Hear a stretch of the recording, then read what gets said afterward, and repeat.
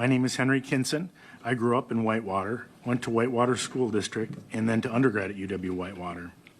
I served on the Whitewater School Board for 7 years, and I'm also the parent of 4 boys who have attended Whitewater Public Schools, with one still a sophomore there.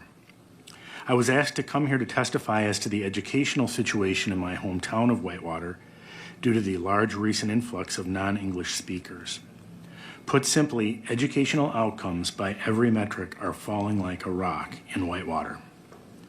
When I attended Whitewater School years ago, as a small university town, our outcomes were great.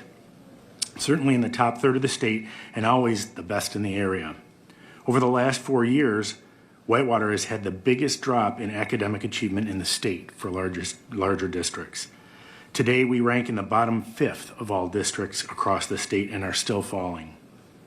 The reasons for our falling test scores are no secret. All you have to do is go to Wisconsin's Department of Public Instruction website to see that the 3 drivers of academic achievement across the state are special needs kids, economically disadvantaged kids, and English learners, otherwise referred to as ESL. That's it. The more a school district has of any of these kids, the lower the academic results will be, and vice versa, and it's true everywhere. Any district's test scores are basically a math problem. So what inputs have been changing at Whitewater? Our proportion of special needs kids, while high at about 20%, the state average is 14, has not been growing. Similarly, our proportion of economically disadvantaged kids is also high, but hovers around at 50%, whereas the state average is 45, which leaves English learners. As recently as 2021, the district had 236 English learners. Last year it was 352, an increase of 50% in just 2 years, and growing. Migrant children are almost always both economically disadvantaged and ESL, and sometimes special needs as well. I just spoke with a friend who is a paraprofessional in the district whose job it is to care for special needs kids, and she told me of a family that just moved here who has 2 out of their 3 kids being high special needs, like having to have their diapers changed as kindergartners. This requires the district to transfer those kids to special facility in Elkhorn, which costs the state even more money.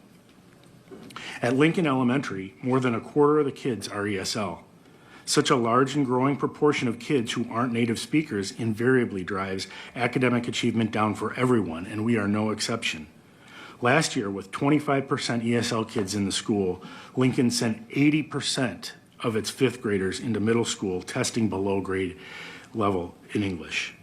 This data is public, it's from Wisconsin's own DPI. To combat this, the Whitewater School District spends hundreds of thousands of dollars trying to get the migrant kids up to speed. But these expenditures necessarily come at the expense of other things, such as lowering teacher to non-ESL student ratios, so overall test scores drop. Another dynamic that many people don't think about is open enrollment. Here in Wisconsin, we have public school choice.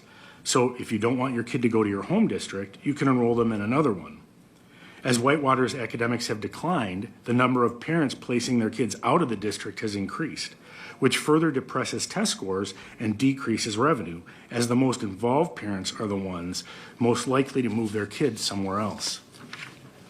Hundreds of Whitewater parents do this every day, with more than 200 kids going to schools outside the Whitewater district, more than 10%.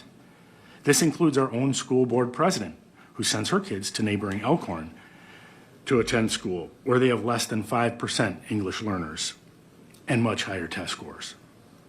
There's a boy who lives in the district who got a perfect ACT test result this spring, but he doesn't go to Whitewater schools. This movement of students outside the Whitewater district costs us almost $2 million a year in revenue and illustrates the negative feedback loop that can occur as a district faces a large influx of English learners like the ones we are experiencing real time.